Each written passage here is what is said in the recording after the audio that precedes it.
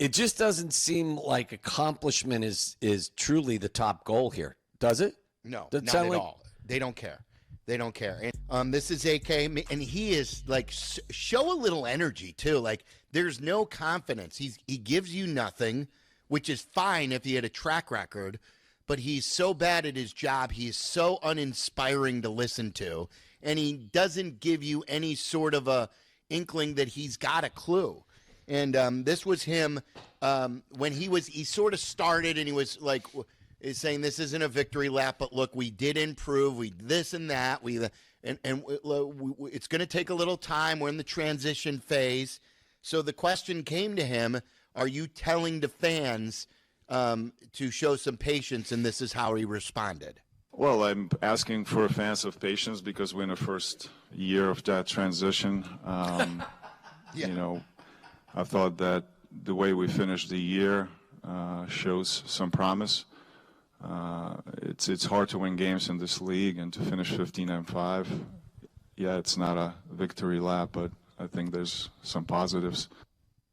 Half the Eastern Conference was just punting on the remainder of the season. Yeah.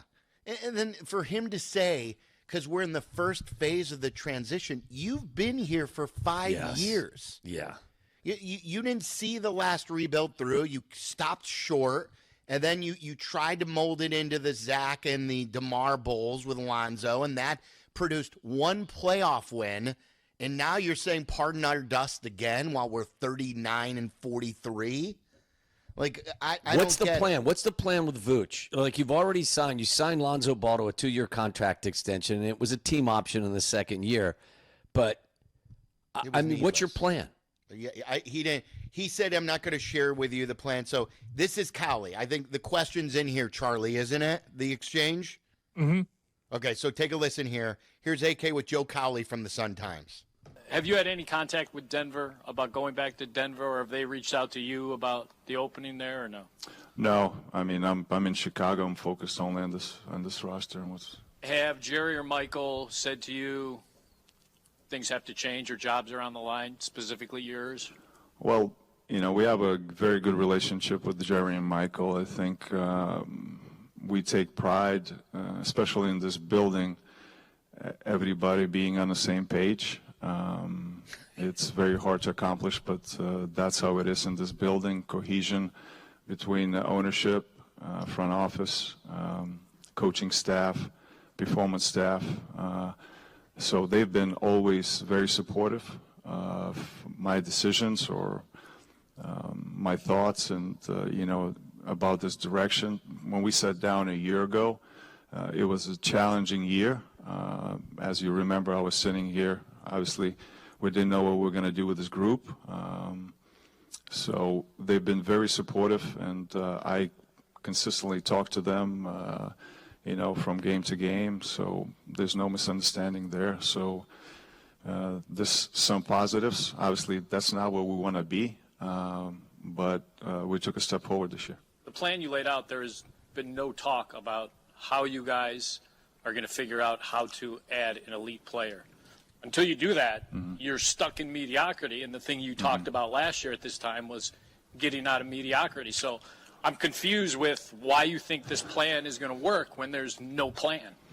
Well, I think there is a plan, and I think that we always going to be looking how to improve this roster by adding a player or high-caliber player. At the same time, I would not put any limitations on this roster or on the way Kobe has been playing or the way Josh has been playing.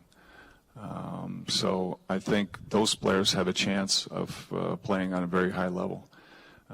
So we constantly going to be looking for ways to improve, you know, from year to year. And now our focus is next 2 months. We don't know. We cannot speculate what's going to happen leading to the draft, but there's going to be opportunities that we might be, you know, getting there. So I get huge Matt Eberflus vibes when I hear him talk. Oh my God, worse. Like, and kudos to Joe Cowley for asking direct questions. And pointed questions, what all the fans want to know. He doesn't answer anything. and he thinks they're in the right direction, and it's you know what it is? It's what you always say about when you tolerate something. It's tolerated by ownership. Yes. I mean, That's sounds the like biggest fault. the bar that everyone has to meet is everyone just has to get along in the building. Yes. Don't Yeah, worry right. about the record. Don't worry about, playoff success or even playoff berths. It just doesn't seem like accomplishment is truly the top goal here, does it? No, Does it not sound at like- all. They don't care. They don't care. And I said, do you believe AK is the right person to run the Chicago Bulls front office? Today's poll question brought to you by your local Chicagoland Toyota dealer. How many people are saying no in percentage-wise? 97%. You're close. And at one time it was. I don't know if someone's just jacking with us, as Jerry would say, or if, and I'm talking about Jerry Jones, but maybe the Reinsdorf have people on the computer right now. 95.6% of the people say no. He's not the right guy for the job. What do you believe, based on what he's done over the course of the last few years, what do you believe his plan is? To CYA and to win next year 44 games. But how is he even going to do that? Because you've got to make a decision on Giddey. You've got to try. And he'll be overpaid. And then Yes. we'll be stuck. He's talking about this free agency year in 2026. That's what he was saying today, too. Well, and don't forget, Kobe's going to be on the final year of maybe the best contract in the NBA over the course of the last couple of Yes. seasons. And he's up for an 39? extension, too, this offseason. So What's that? He's up for an extension. Yes. KC asked him about that. Always find value, and watching what Matas has done and his progression during the year, I think that gives you hope. And again, the way I defined it, the way we want to build it, is with young players with experience. And you projected, I think, before the year that we're going to have 28 wins, and we had 39. So obviously, this group knows that expectations are going to be higher next year, and I think they're going to be ready for it. That Waddle. He's bragging about projections of 28 wins, and they won 39. Yeah, I mean, it almost felt like a verbal victory lap. Yeah. It did. Yeah. We overachieved by He was 11. moonwalking. If I would have been if I had to close my eyes, I would think as he was talking, he was moonwalking in celebration of the elevated win total this year. Despite the fact that they found themselves at the end of the year in the same exact spot, regardless of how many games they won down the stretch, what did they do? They went to the play-in, got bounced by the Heat, and you're going home. Yeah, right? It's Bulls Groundhog Day. I mean, they get eliminated in the play-in by Miami. 3 years in a row under AK. Have patience, though. We're in transition. To what? Yeah. Transitioning to what? To a 46-win team again one day? There's just, Where you win one playoff game in the first round and you get eliminated? I don't see anything or hear anything that inspires this feeling of great optimism going forward. It's terrible. Brian on the Dan Ryan, you're on ESPN 1000. What's up, Brian? Hey, I'm going to pose a question to you guys. Are the Reinsdorf, the family, the worst ownership in professional sports between the Sox and the Bulls? I think it's a resounding yes. I think currently it'd be hard to argue against it. I mean, what he's got on his resume, what Jerry does, being the guy when Phil wanted to be back, Michael wanted to be back, and Scotty wanted to be back. No matter what you thought they could do, they had just won their sixth, and you broke it up. You tried to fire Phil after the fourth championship. And then you have on your resume the worst record in modern baseball history. And you have, 20 years? The only time the White Sox have ever won a playoff series is the year they won the World Series. They've never won a playoff series before or after that. And don't look now, but this year's team may be worse than last year's record-setting team. Yeah, I just don't know how. And, as John Greenberg tweeted me, don't forget, the Bulls and the Hawks share the building. Yeah. The Bulls charge you more for concessions at the Bulls games than they do at the Hawks games. They upcharge their fans. They don't care about us. Why is that? What It's would be money the because Because they can. Yeah, because they can. You're right. And as someone pointing out to me on Twitter yesterday, Jerry Reinsdorf was in the real estate business when he bought these teams. And they're basically still in the real estate business, except they've got a basketball and baseball team like to front it. But this is what they're building now on the West Side. You see what these plans around the United Center, how they bought all the parking lots, how they're building all these buildings. It's basically just an investment. They don't care about losing. They're fine with it as long as they continue to rake in our money. That's what they're doing. Yeah. Chase on the South Side. What's up, Chase? Hey, what's going on, fellas? How you guys doing? We're good. That's good here.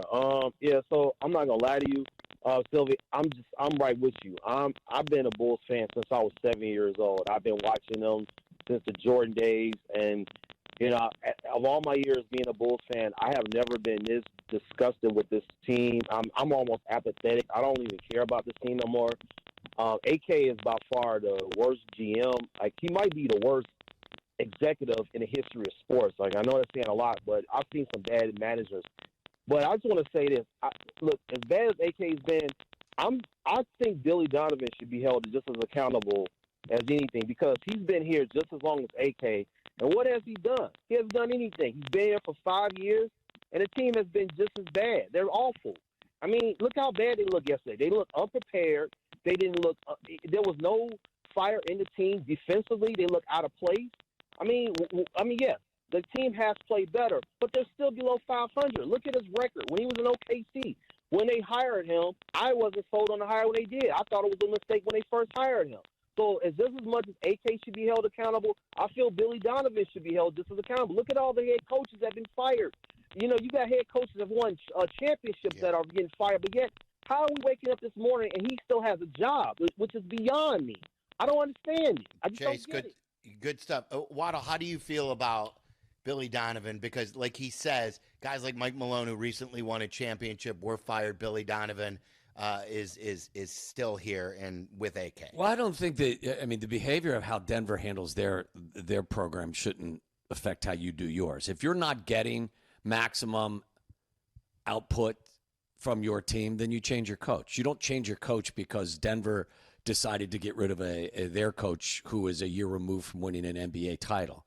I think those are mutually exclusive issues. I think, he, again, having not seen a ton of what they did this year and acknowledging that the last 25 games can be a bit misleading at times based on the team that he had after trading DeMar and trading Zach. They did kick things up. The speed got faster. They were a volume shooting, three-point shooting team. Kobe has made strides. Giddey played better over the course of the last 60% of the season. There were some positives. I wouldn't say it was all garbage, but at the end of the day, I can't fault anybody for suggesting that he needs to be held to the same standard as the general manager. I think the general manager has been worse. Yes, but ownership. That's how I would think that you could clear the whole thing out and everybody would be, optimistic about change. Yeah, and like the way I look at Billy Donovan is you have a broken down car that needs a new engine. There's lots of problems with the transmission. The tires are all flat, but we're complaining about the stereo. Like, the stereo is fine. It's not like the souped up great stereo where you can hear everything in a high resolution or whatever the stereo stuff is called. But Billy Donovan is fine. He's not the greatest. He's not terrible. He's not at the top of your list of things that you need to be replacing at the moment. We have a car that basically doesn't drive. Yes. Or can't operate, and we're complaining about the stereo. Yeah, the steering wheel's locked right now. I can't get it unlocked. He's fine to me. And he's you want to not be the root of Suns? problem. You want to be the Suns who are paying, 3 coaches? Like, that's not the right way to do it either. Yeah. But Brandon in Morton Grove, you're on ESPN 1000. What's up, Brandon? What's going on, fellas? Thanks for taking my call. Waddle, man, I still have a portrait that a friend gave to me back in the day that you signed wishing me a happy birthday, man. I just want to say I still got it, man. Well, happy birthday to you. I don't know if it's your birthday, but this is either a belated happy birthday or an early happy birthday for you. How old were you when you got, Brandon, when you got this? How old were you when you got that? I want to say probably grade school, so maybe like 10 or 12. Nice. How about that? And how So, old Was I yeah, sporting a 40. mullet? Did I have a sweet mullet No, working? I had the lightning bolts, on the side of the head. Okay. Oh, very cool. I But like it. man, just to say, I've been a lifelong Bulls fan. I was at the game last night. I saw the Bulls win their championship in '96. Jordan pumping his fist on top of the scorer's table. But I've never felt so disrespected in all my life, man. The Reinsdorfs, we've been leading the league in attendance for 20 years now. And I just don't see a light at the end of the tunnel, man. And it just feels so disrespectful. You come to the game, you get a free tote bag, 50% off Coronas, some Garrett popcorn bags. I down like 5 of them. And this is what we get, 3 fake playoff games in a row that we lose for, all of our dedication to this regime. And it's just ridiculous, man. And how long is it going to go on? And I just don't think anything will change unless we get like a Jokic, man. That's the only way that this can change, man. And, we are the odds-on favorite to get him. So, I mean, if that's a bright spot at the end of the tunnel, let it be that. But if they're going to trade him, maybe he asked for a trade and all the player empowerment. Giannis we've talked about. But, yeah, I think without another Derrick Rose lottery thing or You're in trouble. Giannis, you're in trouble unless one of those miracle things happen. And look, that's not to say that Giddey can't be a good player and Kobe can be a nice player and Matas can be a good player. But I think everybody has been saying this over and over again. You're not going to win a championship if Kobe's your best player.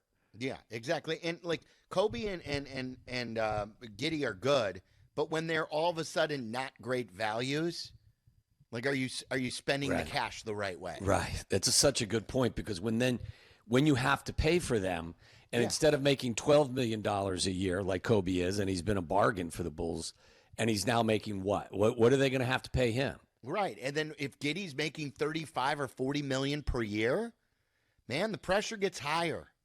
And I don't know if he's worth that. So, that's been the Bulls' history. They have overloved a lot of their, good players, the Ben Gordons, the Luol Dengs, the Kirk Heinrichs, and they've rewarded them. But they've always chased the superstar since Michael left the building. They had one and then he got hurt. What did they give Patrick Williams? What was that contract? 5 years?